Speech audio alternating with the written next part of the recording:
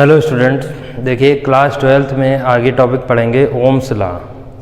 ये टॉपिक जो है इम्पॉर्टेंट है। देखिए यहाँ पर ओम्स लॉ में आपका नियम कम पूछा जाएगा, लेकिन ओम के नियम पर जो अनुगमन वेग या अपवाह वेग होगा उसका निगमन ज़्यादा पूछा जाता है। ठीक है, तो देखिए सबसे पहले जानते हैं कि ओम्स लॉ होता क्या, अर्थात ओम का नियम। जो एक वैज्ञानिक थे जर्मन साइमन ओम उनका नाम था। ठीक, तो वो जर्मनी के वैज्ञानिक थे। उन्होंने धारा और विभवांतर, ठीक है, कोई चालक लिया, उसके सिरों पर जो विभवांतर है और उसके बीच में जो धारा है उनका जो है संबंध स्थापित किया, उसके बीच का संबंध।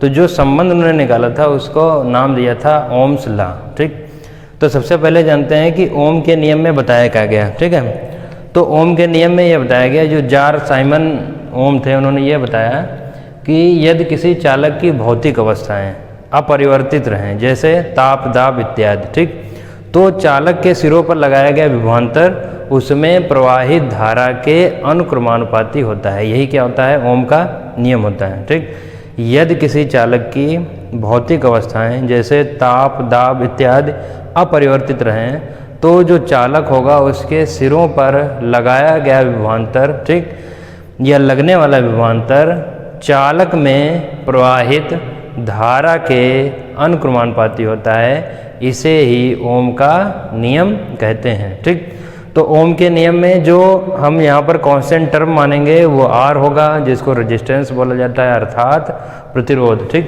तो सबसे पहले ओम का नियम लिखते हैं। ओम के नियम में यही लिखेंगे कि इस नियम के अनुसार यदि किसी चालक की भौतिक अवस्थाएं, ठीक, यहाँ पर लिखेंगे इस नियम के अनुसार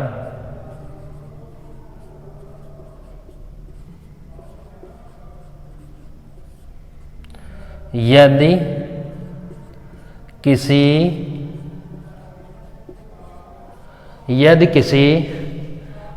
चालक की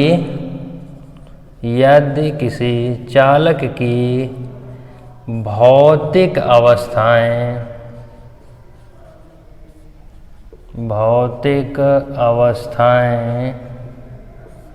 जैसे ताप दाब आदि अपरिवर्तित रहें,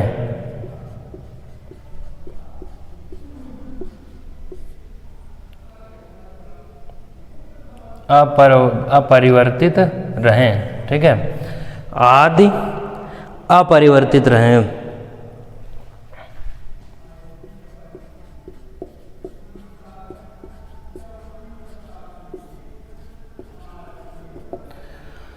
तो चालक सिरों पर, ठीक है, तो क्या लिखेंगे, तो चालक के सिरों पर लगाया गया विभवांतर धारा के अनुक्रमानुपाती होता है। लिखेंगे तो उसके सिरों पर लगाया गया विभवांतर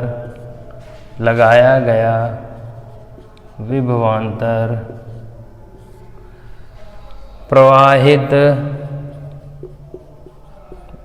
किसमें प्रवाहित, धारा चालक में, ठीक है, प्रवाहित धारा के अनुक्रमानुपाती होता है।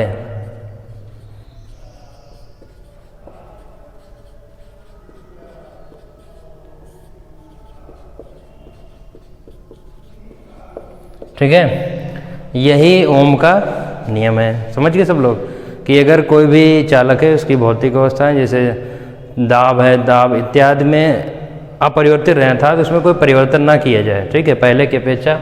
तो उस स्थिति में क्या होता है कि उसके सिरों पर जो लगाया गया विभवांतर है वो प्रवाहित धारा के अनुक्रमानुपाती होता है। ठीक है, तो इसमें मान लेते हैं, माना किसी चालक में प्रवाहित उसके सिरों पर लगाए गए विभवांतर V है तथा उसमें प्रवाहित धारा कितनी है, I है। ठीक है, तो अकॉर्डिंग टू दिस लिखेंगे V अनुक्रमानुपाती किसके हो जाएगा, I के। समझ रहे हैं कि नहीं, V अनुक्रमानुपाती किसके होगा, I के। सबसे पहले क्या करते हैं, ये निशान जब हटाते हैं अनुक्रमानुपाती का, ठीक है, डायरेक्टली प्रोपोर्शनल का जब साइन हटाया जाता है तो वहाँ पर एक कांस्टेंट आता है। क्या आता है? कांस्टेंट।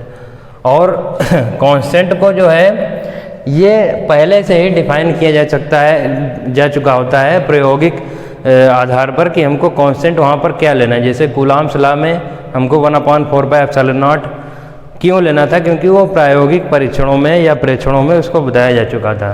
तो इसलिए यहाँ पर भी जो हम पहले मान लेते हैं कि K होगा, लेकिन जो यहाँ पर K होगा वो इसके रेजिस्टेंस के इक्वल होगा। जो R है वो क्या कहलाता है यहाँ पर? प्रतिरोध। क्या होता है? प्रतिरोध। समझ रहे हैं? तो यहाँ पर क्या आ जाएगा? V = RI। ठीक, या R बराबर लिखना चाहे क्या हो जाएगा? V/I के। समझ गया? तो प्रतिरोध हो गया ये। ठीक, चालक का प्रतिरोध हो गया।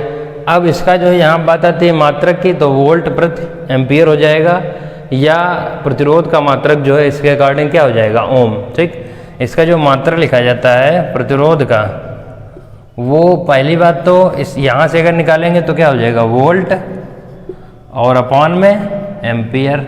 ठीक, या इसको ओम लिखा जाता है। किससे? ओम से। और इसका साइन कुछ ऐसा होता है। समझिए सब लोग।